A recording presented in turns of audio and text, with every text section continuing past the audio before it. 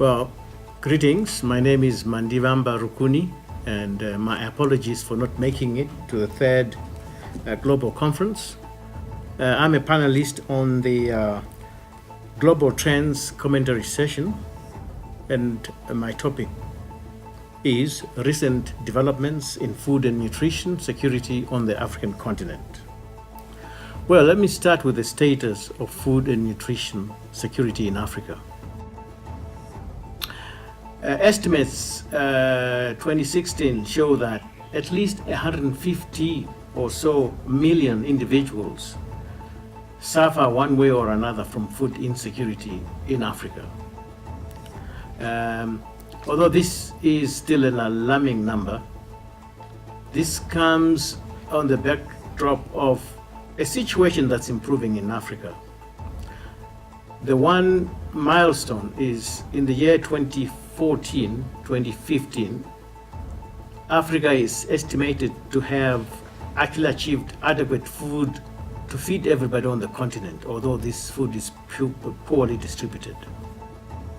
So as Africa advances its food sector and its agricultural sector, the top priority for Africa is really just to build a much more broad-based transformational economy which includes more people. What we have to try to do in Africa is simply to reduce poverty, because poverty is the main cause of food insecurity and nutrition insecurity. So it's good to note that poverty levels have actually declined in Africa, although Africa still has the highest number of poor people in the world, but it's declining. When it comes to nutrition, Africa still suffers from the three nutritional insecurities, that is malnutrition, also undernutrition, as well as obesity. So all those are key policy elements. One of the challenges in Africa is just unstable food markets.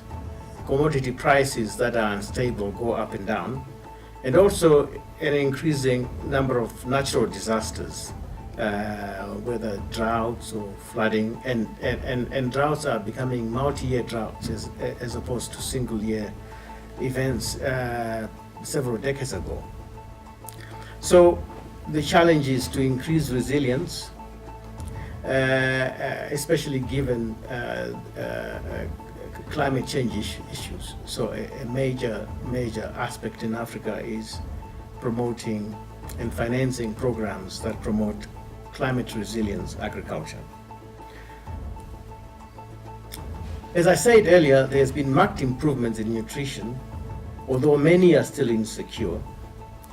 As a matter of fact, the good news is that in terms of undernutrition, this has declined from about 28% in the year 2000 to about 20% today. The percentage of stunted children decreased from 49% in 1990 to 35% today. So that's progress. But in spite of this progress, population is still rising in Africa. And that population growth means that absolute numbers of stunted children is actually increased from 45 million in 1990 to about 57 million today. The issue of foreign aid is still a major problem for Africa. On one hand, food aid is necessary and useful for serious emergencies and crises. But as a general solution, it is becoming more of a problem because food aid disrupts markets and also disrupts budget processes of countries which don't have stable governance systems. But we know that the donor support for food aid is also dwindling, and this in the short term is a source of further insecurities.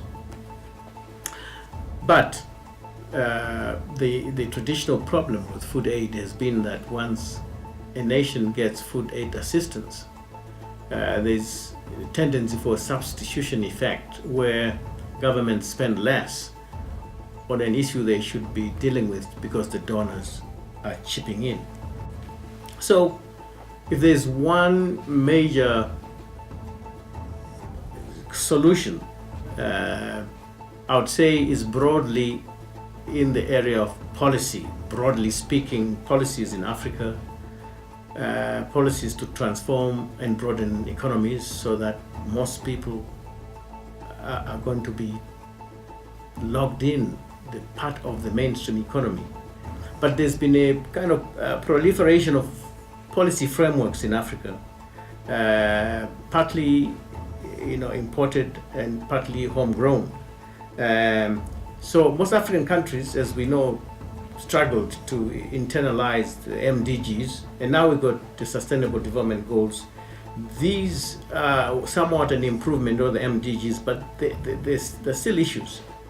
In terms of regional policy frameworks, I suppose the most important one so far has been the Comprehensive African Agriculture Development Program, CAADP. Since 2003 has been the main policy guideline for agriculture in Africa. In the year 2014, the African heads of states actually pushed the CAADP agenda with a Malabo Declaration, which wants to see, is actually a commitment to see Africa food insecure and nutrition secure by 2025. That is a space of 10 years. And this is a very noble program, but once again, poorly implemented.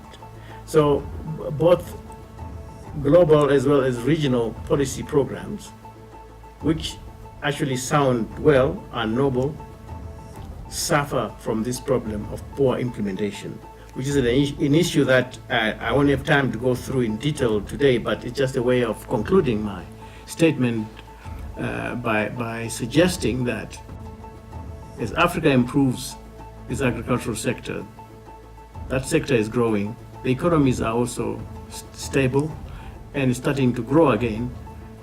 But in order to really fast track solutions to food and nutrition insecurity, there's now need for a much more deliberate approach to building inclusive economies, in growing the domestic market, linking smallholder farmers to mainstream markets so that they are not just dependent on side markets.